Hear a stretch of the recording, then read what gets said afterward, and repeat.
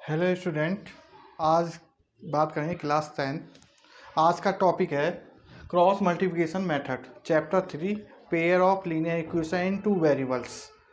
आज cross multiplication method, अब मैंने बताया 3 मेथड थे, एक substitution method, elimination method, cross last topic है ये क्रॉस मल्टीप्लिकेशन मेथड। अब इसको कैसे सॉल्व करेंगे, अब इसका फॉर्मूला कैसे है, कैसा मेथड है और कैसे सॉल्व करेंगे ये देखो। ठीक है, अगर टू लीनियर इक्वेशन है, to a1 x plus b1 y plus c1 is equal to 0। ठीक है, फिर second linear equation a2 x plus b2 y plus c2 is equal to 0। ठीक है, क्रॉस मल्टीप्लिकेशन में होता है क्रॉस अपॉन में, जैसा करके एक ऊपर वाले के नंबर न्यूमिनेटर को मल्टीप्लाई करेंगे डिनोमिनेटर से। ठीक है, उसको क्या कहेंगे हम, क्रॉस मल्टीप्लिकेशन। देखो कैसा करेंगे, जो वेरिएबल्स कितने हैं हमारे, 2 वेरिएबल्स हैं, एक्स और वाई। ठीक है, एक्स और वाई, और ये C1 क्या हो गया हमारा, C1 और C2 क्या हो गए हमारे, कांस्टेंट हो गए। कांस्टेंट का मतलब जैसे 1 2 3 4 जितने भी हैं हमारे नंबर्स, ये हमारे हो गए कांस्टेंट। ठीक है, इनको तीनों को हमने x और y और 1, कांस्टेंट की जगह हमने 1 लिया है। हर क्वेश्चन में हमें 1 लेना है इसमें। ठीक है, 1 लिया, इनको तीनों को इक्वल कर लिया। ठीक है, अब x इक्वल वाई इक्वल 1। ठीक है, अब अपॉन में जैसे हमें x की वैल्यू निकालनी है, अगर x की वैल्यू अगर हमें फाइंड करनी है तो हम x को रिड्यूस करेंगे, दुबकाएंगे इस तरीके से। ठीक है, हमें x की वैल्यू लेनी है। ठीक, तो कैसे, हमें इसको अगर हमें x की वैल्यू रखनी है यहाँ पे जगह, तो हम x को यहाँ दोनों इक्वेशन को रिड्यूस करेंगे इस तरीके से। तो हमें y, देखो इसमें फर्स्ट इक्वेशन में b1 क्या है हमारा, ये रहा। ठीक है, b2 कितना हो गया हमारा, ये। ठीक है, हमें x की वैल्यू लेनी है, अगर x की वैल्यू हमें फाइंड करनी है तो। ठीक है, और देखो C1 और C2, C1 ये रहा, C2 ये रहा। ठीक है, इसको हमें थोड़ा डिस्टेंस में लिखना है, B1 थोड़ा गैप लिखेंगे, B2, C1 थोड़ा गैप लिखेंगे, C2, इस तरीके अपॉन में, x के अपॉन में। ठीक है, अगर हम y की बात करेंगे तो y की बात में करेंगे तो y की वैल्यू नहीं लेंगे। ठीक है, y को हम रिड्यूस करेंगे। ठीक है, दुबका लेंगे, छिपा लेंगे। ठीक है, और हमें जो वैल्यू रखनी है, इसमें क्या करना है, इसमें स्टार्टिंग जो करेंगे C1 से करेंगे, पहले सबसे पहले वो आएगी C1 और C2, C1 C2, A1 A2 मान लिख देना। अगर A1 A2 लिख दोगे तो तुम्हें मिस्टेक हो जाएगी क्रॉस मल्टीप्लाई करने में। ठीक है, जैसे हमें y की वैल्यू निकालनी है, बात करेंगे y की, तो पहले C1 C2, फिर आएगा x के जो कॉफिशिएंट है तो A1 और A2, x का कॉफिशिएंट A1 और इस वाले सेकेंड लीनियर इक्वेशन का A2 हो गया x का। ठीक है, अब क्रॉस मल्टीप्लिकेशन बताऊंगा कैसा करना। ठीक है, अब C1 की, अब इस C1 क्या हो गया हमारा, C2 की बात करेंगे, इस कांस्टेंट वैल्यू की बात करेंगे, हम इसको दुबकाएंगे, इसको हम इसकी वैल्यू फाइंड करेंगे तो कैसे करेंगे, इसको दुबका लिया हमने। ठीक है, अब इसमें जो x का कॉफिशिएंट A1 किया गया और x का कॉफिशिएंट क्या होगा हमारा, A2, इस तरीके से लिखेंगे। ठीक है, ऐसे ही y का B1 और B2। ठीक है, अब हमें कैसा करना है, मल्टीप्लाई, क्रॉस मल्टीप्लिकेशन कैसा करना है, देखो B1 की मल्टीप्लाई किससे करेंगे, C2 से, और B2 की मल्टीप्लाई किससे करेंगे, C1 से। देखो अगर पहले B1 की मल्टीप्लाई C2 से करेंगे तो B1 इंटू C2। ठीक है, जब दूसरे से मल्टीप्लाई करेंगे तो किससे करेंगे, B2 और C2। देखो हम इसको इस तरीके से भी कर सकते हैं, अगर इस तरीके से समझ में नहीं आया तो हम ऐसा लिख सकते हैं B1 अपॉन B2 इक्वल, देखो इसका जो इसका मतलब है, जो ये वैल्यू निकल के आई है, ये कैसे वैल्यू निकल के आई है, ये देखो C1 अपॉन C2। देखो इसकी मल्टीप्लाई इससे करेंगे और इसकी मल्टीप्लाई इससे करेंगे तो क्या आएगा, B1 C2 इक्वल B2 की इसमें करेंगे B2 और C1, ठीक है। B2 और C1 को इधर को लेके आएंगे तो क्या आएगा, B1 C2 minus B2 C1, ये आ गई ना आगे वैल्यू बिल्कुल सेम, ये वैल्यू यही तो निकल के आई है, ये वाली देखो, ये जो बीच में है इसमें हम इक्वल मान के चलते हैं, ठीक है। हम इसको डायरेक्ट लिख सकते हैं, अगर समझ में इस तरीके से नहीं आ रहा तो हम इस तरीके से भी करके लिख सकते हैं, आगे समझ में। ऐसे ही y, तो पे C1 की मल्टीप्लाई किस में करेंगे, A2 में, तो C1 A2 आ गया, ठीक है। और फिर माइनस लग जाएगा, ये हर क्वेश्चन में जो दूसरी अगर सेकंड मल्टीप्लाई करेंगे C2 की A1 में करेंगे तो माइनस लगेगा। हम इस तरीके से भी कर सकते हैं, देखो फिर इसको भी देखो अगर मैं C1 अपॉन ये यहाँ पे क्या कहते हैं अपॉन होता है, मगर हम लिखते नहीं है यहाँ पे अपॉन में, ठीक है। इसको मान के चलते हैं, लेट करके चलते हैं, यहाँ अपॉन है यहाँ इक्वल है, ठीक है। देखो इसको हम रफ में कर सकते हैं, C1 upon C2 equal A1 upon A2, ठीक है। हम इसकी क्रॉस मल्टीप्लाई करेंगे, क्रॉस मल्टीप्लाई के दो वैल्यू अगर अपॉन में है इक्वल में है तो उसको क्रॉस मल्टीप्लाई इस तरीके से करते हैं, ठीक है। तो C1 की A2 की करेंगे C1 A2 equal C2 A1, ठीक है। और C2 A1 को इधर को लेके आएंगे तो क्या आएगा, C1 A2 minus C2 A1, इस तरीके से आ गया ये, देखो आगे समझ में कैसे करना है क्रॉस मल्टीप्लाई। सबसे पहले मल्टीप्लाई हमें इसकी करनी है, फिर बाद की ये करनी है माइनस लग कर। सबसे C1 A2 में करेंगे, फिर बाद में C2 A2 की करेंगे माइनस लगा के, फिर सबसे पहले मल्टीप्लाई A1 B2 की करेंगे, फिर माइनस लगकर A2 B1 की करेंगे, इस तरीके से आ गया समझ में, ठीक है। ये फॉर्मूले का यूज करना है, अगर ये मेथड अगर समझ में आ गया फिर इसमें कुछ भी नहीं है एक्स वाई की वैल्यू निकालने के लिए। एक एग्जाम्पल बताऊंगा, उसके वजह से तुम्हें समझ में आ जाएगा कैसा करना है मल्टीप्लिकेशन। ये समझ में आ गया होगा कैसा करना है, ये वैल्यू कैसे आएगी निकल के। ये x का कोफिशिएंट है A1, इस वाले का कोफिशिएंट x का A2 है, B1 B2 इस तरीके, ये कांस्टेंट वैल्यू होगी हमारे, ठीक है। क्रॉस मल्टीप्लिकेशन होता है, अगर हमें क्रॉस मल्टीप्लिकेशन करना है तो 1/2, जैसे एक एग्जाम्पल बता रहा हूँ, ठीक है। जैसा करते नहीं है 5/6, तो क्रॉस मल्टीप्लाई इस तरीके से करते हैं ना क्रॉस मल्टीप्लिकेशन, 6 इंटू कितना होगा 10, इस तरीके से बिल्कुल सेम इस तरीके से ही है। इसमें क्या है वो है, ये तो हो गया कांस्टेंट वैल्यू, ठीक है। ये हो गए function variables, linear equation. Linear equation को हमें कैसे क्रॉस मल्टीप्लिकेशन करते हैं तो इस तरीके से कर सकते हैं। ये मैंने रफ में बताया, ये वैल्यू कैसे आई है निकल के, ये वाली वैल्यू कैसे निकल के आई है, ये वाली वैल्यू कैसे निकल के आई है, ठीक है। इसको कैसे लिखा अपन, हमें थोड़ा गैप करके करना है इसको, हल्के हल्के, आगे समझ में कैसा गैप करके करना, वैल्यू जो रखनी है गैप में लिखनी है, ठीक है। अब कुछ कंडीशन भी है, देखो एक्स और वाई की वैल्यू कैसे निकालेंगे, वो देखो ये तो यहाँ तक तुम्हें समझ में आना चाहिए, यहाँ तक समझ में आ गया। अब आगे कैसे करेंगे एक्स और वाई की वैल्यू कैसे निकालेंगे, वो एग्जाम्पल के थ्रू बताऊंगा कैसे निकालना, ठीक है। कंसिस्टेंट, इसमें कुछ जैसे लास्ट टॉपिक में पढ़ा था, ठीक है, कंसिस्टेंट विद यूनिक सॉल्यूशन, इसमें भी इस तरीके से ही है क्वेश्चन कुछ। अगर डायरेक्ट कहता है क्रॉस जैसे दो लीनियर इक्वेशन दे दिया है क्वेश्चन में और उसने कहा क्रॉस मल्टीप्लिकेशन से सॉल्व करो, तो हम सीधे सॉल्व कर सकते हैं, फॉर्मूला लगाओ इस तरीके से एक्स और वाई की वैल्यू फाइंड कर सकते हैं, ठीक है। अब कंसिस्टेंट, इसमें अगर ये कहता है पहले तो सबसे पहले यूनिक सॉल्यूशन या इनफाइनाइट मैनी सॉल्यूशन या नो सॉल्यूशन फाइंड करो, पहले चेक करो ये सॉल्यूशन कौन से हैं, अगर उसमें से आता है फिर उसके बाद क्रॉस मल्टीप्लिकेशन से एक्स और वाई की वैल्यू फाइंड करो, ठीक है। देखो पहला टॉपिक आता है, ठीक है, consistent with unique solution. Unique solution मैंने लास्ट वीडियो में लास्ट टॉपिक में बताया था कैसे होता, A1/A2 नॉट इक्वल होगा B1/B2 के, ठीक है। ऐसी consistent with infinitely many solution, तो इनफाइनाइटली वाले में क्या होगा, A1/A2 किसके इक्वल होगा, B1/B2 के, ठीक है। और B1/B2 किसके इक्वल होगा, ये दोनों किसके इक्वल हो जाएंगे, C1/C2 के, ठीक है। अब आ जाओ इनकंसिस्टेंट नो सॉल्यूशन।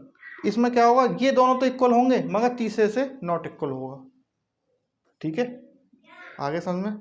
अब इसमें कैसा पता चलेगा क्रॉस मल्टीप्लिकेशन कौन सा लगेगा। ठीक है, यूनिक अगर यूनिक आ गया, यूनिक सॉल्यूशन, तो समझ लो लास्ट में पहले यूनिक सॉल्यूशन निकालना है, उसके बाद क्रॉस मल्टीप्लिकेशन निकालना है। अगर ये दोनों आता है इनफाइनाइटी और नो सॉल्यूशन, फिर हमें क्रॉस मल्टीप्लिकेशन नहीं निकालना, फिर हमें वहीं छोड़ देना, निकलेगा नहीं। ठीक है, अब यूनिक सॉल्यूशन पे ही निकल सकता है क्रॉस मल्टीप्लिकेशन। कैसे, मैं एग्जाम्पल में समझाऊंगा। ठीक है, ये समझ में आ गया होगा किस तरीके से करना है। अगर कोई भी डाउट है तो पूछ सकते हो कमेंट बॉक्स में। ठीक है, क्रॉस मल्टीप्लिकेशन बहुत सिंपल है, कुछ नहीं है इसमें। अब देखो एग्जाम्पल से समझाता हूँ क्या होता है।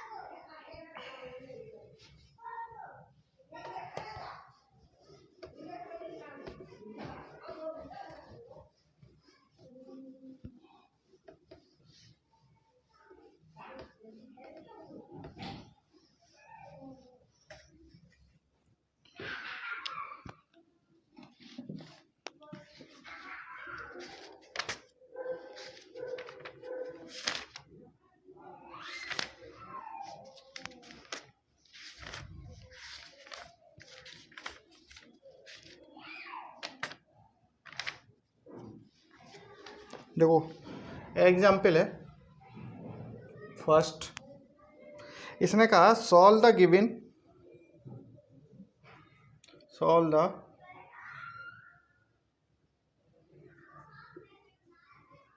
Given system of the equation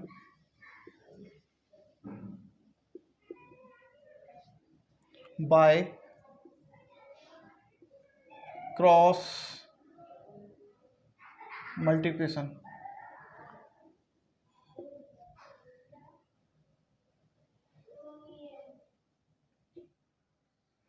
multiplication method, देखो x minus 3y minus 7 equal 0, 3x minus 3y minus के 15 इज इक्वल टू 0। देखो अब इसमें क्वेश्चन में देखो हमें सीधा क्रॉस मल्टीप्लिकेशन से सॉल्व करना है। ठीक है, जैसे एलिमिनेशन मेथड और सब्स्टिट्यूशन मेथड में जैसे x और y की वैल्यू निकालते हैं, एलिमिनेशन में क्या एक वेरिएबल्स को रिड्यूस करना होता है और सेकंड वेरिएबल्स को हम फाइंड करते हैं। इसमें क्या है, इसमें हम तीनों एक एक करके वैल्यू निकाल सकते हैं। देखो कैसे निकाल सकते हैं, देखो सॉल्व, सबसे पहले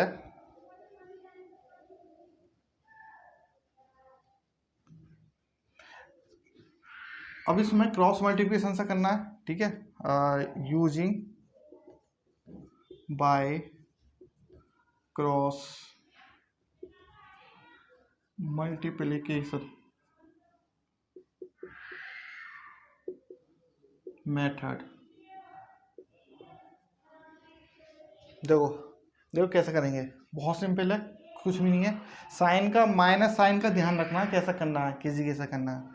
देखो x वेरिएबल्स है और y वेरिएबल्स है। देखो x इस तरीके से लिखा मैंने इक्वल, फिर मैंने y वेरिएबल्स को किस तरीके से लिखा इक्वल में, फिर इक्वल लगा, फिर क्या आ गया यहाँ 1, यहाँ हर क्वेश्चन में 1 आएगा। ठीक है, फिर अपॉन। ठीक है, अब हम x की बात करेंगे, तो हम x की वैल्यू नहीं लेंगे। हम जब x की बात करेंगे तो हम x की जो वैल्यू है 1 और इसका जो कॉफिशेंट है, x के कॉफिशेंट है 1 और 3, हम ये वैल्यू नहीं लेंगे। हमें y और जो y के कॉफिशेंट है उनकी बात करेंगे, ये दोनों की।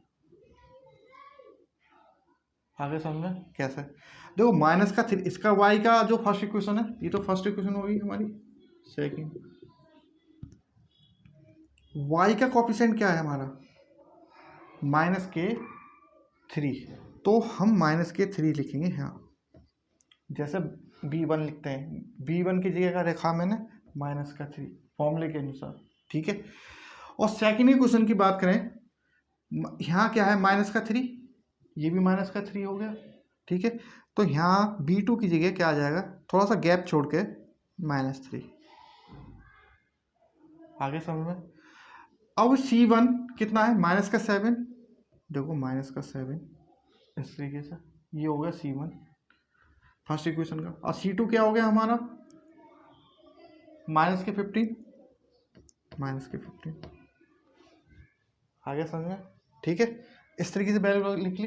अब हम बात करेंगे y की, तो हम y की जो बात करेंगे तो हम y की वैल्यू नहीं लेंगे और x और कांस्टेंट वैल्यू की वैल्यू बात करेंगे। अब इसमें से ये वैल्यू सबसे पहले लिखेंगे और ये जो x के कोफिशिएंट है इसको बाद में लिखेंगे। पहले सबसे पहले किसके लिखेंगे, c1 की, माइनस के c1 की वैल्यू क्या है, -7, और c2 की वैल्यू कितनी है, -7, c2 की है -15। फॉर्मूले के अनुसार बता रहा हूँ, फॉर्मूले में जैसे लिखा हुआ है उस तरीके से रख रहा हूँ, ठीक है। अब a1 कितनी है, 1 है, और a2 कितना है,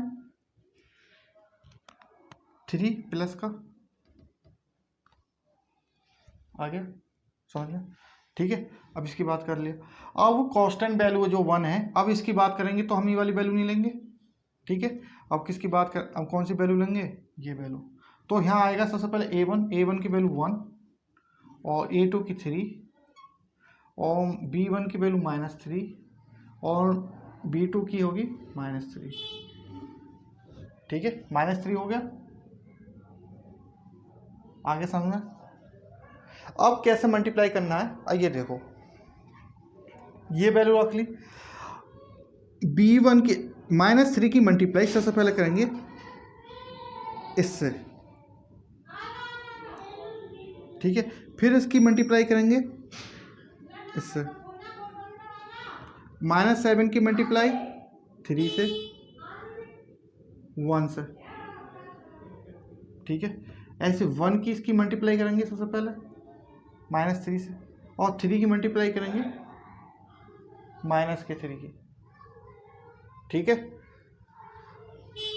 अब इसको क्या करेंगे, देखो कैसे लिखेंगे, x अपॉन -3 की मल्टीप्लाई -15 में, मैं सबसे पहले ये लिखूंगा -3 इंटू -15, ठीक है। माइनस देखो मैंने अभी मल्टीप्लाई अभी करी नहीं है, अभी वो वाली फॉर्म में लिखा है, ठीक है। -3 की मेजर, अब माइनस आएगा यहाँ पे इसी के फॉर्मूले के अनुसार, ठीक है। तो -3 मैंने ब्रैकेट में ले लिया इंटू -7 ब्रैकेट में, इस तरीके से, ठीक है। y अपॉन -7 की मल्टीप्लाई 3 में करेंगे तो -7 इंटू 3, फिर माइनस का फॉर्मूले के अनुसार माइनस आएगा, तो ब्रैकेट में -15, माइनस का माइनस साइन का ध्यान रखना है यहाँ लीजिए, इंटू 1, ठीक है, इक्वल 1 अपॉन 1 की मल्टीप्लाई -3 में 1 इंटू -3, फॉर्मूले के अनुसार क्या आएगा माइनस, ठीक है। 3 की मल्टीप्लाई -3 में करेंगे 3 इंटू -3, इस तरीके से करना, आगे समझ में। अब बस खाली क्या करना, मल्टीप्लाई करनी है इनमें और इसमें से माइनस प्लस करना है, इतना समझ में आ गया होगा। देखो आगे देखो, ठीक है।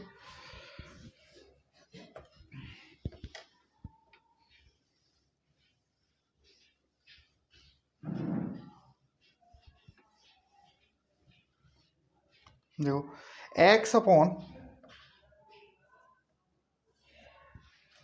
-3 की -15 की मल्टीप्लाई करेंगे तो माइनस क्या होगा, प्लस हो गया, तो 15 75 75, 5 या 15 5 15 45 45, ठीक है। 15 और 3 1 5 45, ठीक है। माइनस, देखो माइनस का साइन, ठीक है, देखो माइनस का साइन आएगा यहाँ, ये आ गया, तो माइनस माइनस क्या होगा यहाँ प्लस, 7 3 जा 21, इस तरीके से आ गया इक्वल, ठीक है। अब y अपॉन माइनस का 7 और 3 माइनस के 21, ठीक है, दो माइनस का ये होगा साइन और माइनस का 15 मल्टीप्लाई करेंगे तो प्लस होगा, माइनस माइनस प्लस। तो साइन का ये माइनस प्लस का बिल्कुल ध्यान रखना, अगर इसमें से माइनस प्लस की गलती हो गई तो पूरा क्वेश्चन गलत हो जाएगा, ठीक है। इन चीज का साइन का चेंज ध्यान रखना है किस तरीके से करना है, ठीक है। इक्वल 1 अपॉन 1, देखो 1 अपॉन -3, तो -3 आ गया, देखो माइनस ये तो रहेगा माइनस का 3 और प्लस का 3, तो माइनस का यहाँ है प्लस का हो जाएगा, यहाँ 9 हो जाएगा, ठीक है। आगे समझ में, अब बस इसको माइनस करना है। 45 में से 21 जाएंगे तो कितना बचाएगा 24, ठीक है। y अपॉन तो कितना आएगा यहाँ पे जगह माइनस के 6 और 1 अपॉन 6, ठीक है। इस तरीके से आ गया समझ में। अभी ये वैल्यू आ गई, अब देखो इसको कैसे सॉल्व करते हैं। देखो ये तीनों वैल्यू इक्वल में है, जब तीनों वैल्यू इक्वल में होती है सबसे पहले हमें x की वैल्यू फाइंड करनी है, तो x को किसके इक्वल करेंगे, सबसे पहले इसके साथ मल्टीप्लाई इक्वल करेंगे। ये दोनों की वैल्यू की बात कर रहा हूँ, ये फर्स्ट वैल्यू हो गई, ये सेकंड, ये इक्वेशन फर्स्ट हो गई, इसे इक्वेशन में सेकंड मान लेता हूँ, ध्यान समझ में आ जाए, इसे इक्वेशन थर्ड, इक्वेशन के हिसाब से समझा रहा हूँ किस तरीके से समझ में आएगा। इक्वेशन नंबर फर्स्ट को इक्वल करेंगे इक्वेशन थर्ड के, इस वाली इक्वल, देखो इसकी वैल्यू कितनी हो गई x अपॉन 24 इक्वल 1 अपॉन 6, अब क्रॉस मल्टीप्लाई इस तरीके से, तो 6x इज इक्वल टू कितना होगा 24, तो x इक्वल टू कितना होगा 24 अपॉन 6, 6 चौक 24, x इक्वल टू की वैल्यू आ गई 4। हमें तो x और y की वैल्यू फाइंड करनी है ना, किस तरीके से करनी है, देखो इस तरीके से आगे ना समझ में किस तरीके से करना। अब हम किसके इक्वल करेंगे, अब तो x को 1/6 के इक्वल कर लिया, हर ऐसे ही y को भी निकालेंगे, y को भी इसके इक्वल करेंगे 1/6 के, तो कैसे equation second equal equation third, ठीक है। अब इसको y अपॉन -6 इक्वेशन सेकंड की बात करें तो y अपॉन -6 हो गया, और थर्ड की बात करेंगे तो 1/6 क्रॉस मल्टीप्लाई इस तरीके से, ठीक है। तो 6y इज इक्वल टू कितना होगा -6, तो y इज इक्वल टू होगा -6/6, तो y की वैल्यू होगी -1। यही वैल्यू फाइंड करनी है, इस तरीके से क्वेश्चन करना है सिंपल, बहुत सिंपल है, आगे होगा समझना क्रॉस मल्टीप्लिकेशन मेथड, ठीक है। अब एक्सरसाइज 3.5